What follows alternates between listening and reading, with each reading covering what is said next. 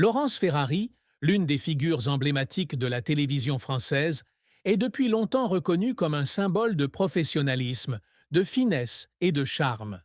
Journaliste, présentatrice et monteuse, elle a profondément marqué le public grâce à des émissions telles que Le 20h sur TF1, Dimanche Plus sur Canal+ et, plus récemment, Le Grand 8 sur D8, aujourd'hui C8. Mais derrière le halo de son illustre carrière, Laurence Ferrari a dû faire face à une profonde tristesse, à des épreuves difficiles et à des moments déchirants. Un jour de début 2025, lors d'une rare interview sur France 2, Laurence Ferrari s'est soudain confiée, avouant une douloureuse vérité qu'elle avait gardée cachée pendant de nombreuses années. Cette confession a non seulement choqué le public, mais a également mis en lumière les recoins cachés de sa vie, des pertes personnelles aux difficultés professionnelles et amoureuses. Son histoire est un long voyage émotionnel où joie et tristesse s'entremêlent, créant le tableau d'une vie à la fois forte et fragile. La plus grande tristesse de la vie de Laurence Ferrari, comme elle l'a confié lors de l'interview, fut la perte de son père bien-aimé, Gratien Ferrari, en 2008. Homme d'affaires, ancien maire d'Aix-les-Bains, il fut sa plus grande source d'inspiration. Enfant, Laurence grandit dans une famille bourgeoise savoyarde, où son père était non seulement un homme prospère, mais aussi un père strict mais aimant. Il lui inculqua les valeurs de persévérance, d'honnêteté et de dévouement. Mais en 2008, lorsque Gratien décéda subitement d'une crise cardiaque, Laurence eut l'impression que son monde s'écroulait. Elle se souvient du moment où elle apprit la mauvaise nouvelle, alors qu'elle se préparait pour une émission en direct sur TF1. Devant le miroir de sa loge, elle tenta de retenir ses larmes, mais le sentiment de perte était étouffant. Elle avait confié que son père avait toujours cru en son talent, même lorsqu'elle doutait d'elle-même. Son décès a non seulement laissé un vide dans son cœur, mais l'a aussi forcée à se poser la question suivante. Pourrait-elle continuer à vivre et à travailler sans son mentor le plus important? La perte de son père n'était pas seulement un événement personnel, elle a aussi profondément marqué la vision de Laurence sur la vie. Elle pensait s'être habituée aux pressions d'une industrie télévisuelle trépidante, mais la mort de son père l'a forcée à prendre du recul et à réfléchir. Elle a commencé à se demander si les sacrifices qu'elle avait consentis, les nuits blanches à préparer les journaux télévisés, les journées loin de sa famille pour poursuivre sa carrière, en valaient vraiment la peine. Dans les mois qui ont suivi, Laurence a sombré dans une légère dépression, qu'elle a tenté de cacher au public et à ses collègues. Elle se rendait souvent dans la maison familiale d'Aix-les-Bains, où elle avait grandi, juste pour s'asseoir dans la chambre de son père et contempler les souvenirs qu'il lui avait laissés. Un vieux stylo-plume, des livres d'histoire et des photos de famille. Ces moments, bien que douloureux, lui ont donné la force de continuer, mais la tristesse est restée inséparable de son âme. La carrière de Laurence Ferrari a été un parcours en dents de scie, marqué par des sommets, mais aussi par des revers et des critiques. Née le 5 juillet 1966 à Aix-les-Bains, Laurence a grandi en rêvant de devenir journaliste. Diplômée de la prestigieuse École française des attachés de presse, elle a débuté sa carrière à la radio locale de Savoie. Elle a d'abord travaillé comme reporter indépendante, parcourant les petites villes pour couvrir les événements locaux, des marchés de producteurs aux conseils municipaux. Ce travail modeste lui a appris l'écoute et la narration, des qualités qui allaient devenir la marque de fabrique de son style de présentation.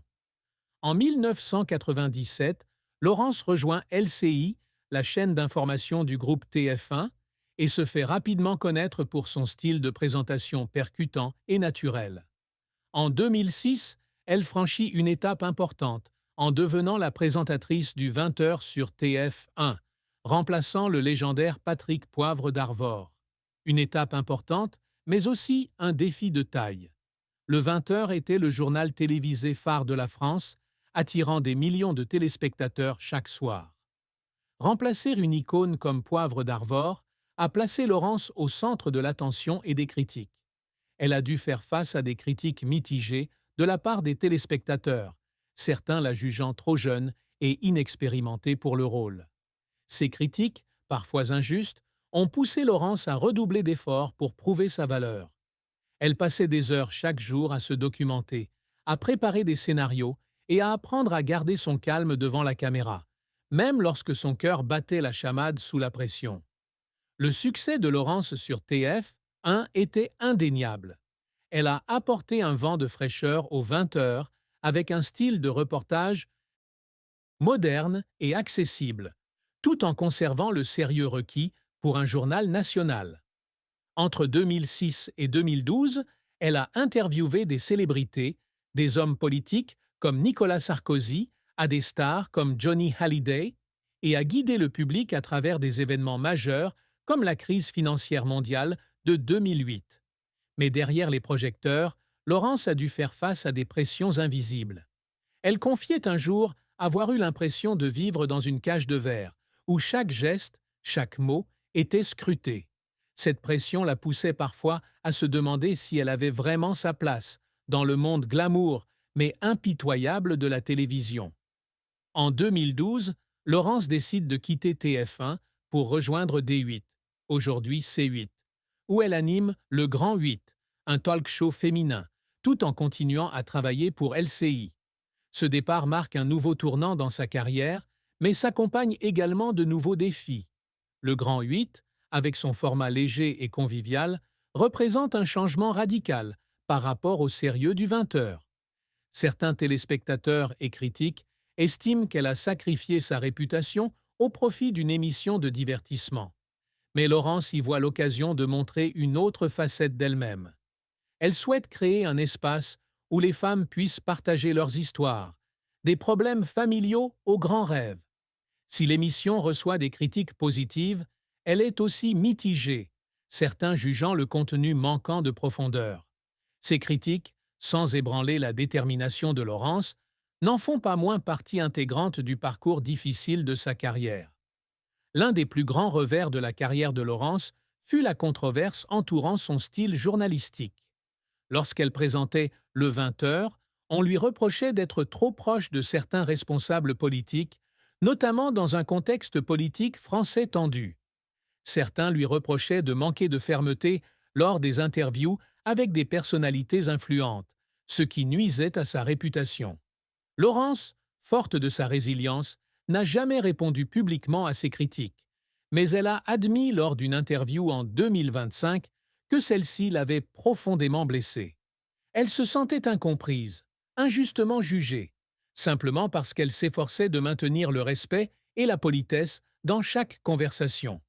Ces moments, bien que douloureux, lui ont appris à être plus forte, à affronter les critiques sans se perdre. La vie de Laurence Ferrari n'est pas seulement l'histoire de sa carrière, mais aussi un parcours de défis personnels importants. L'un de ses plus grands défis est de concilier travail et famille.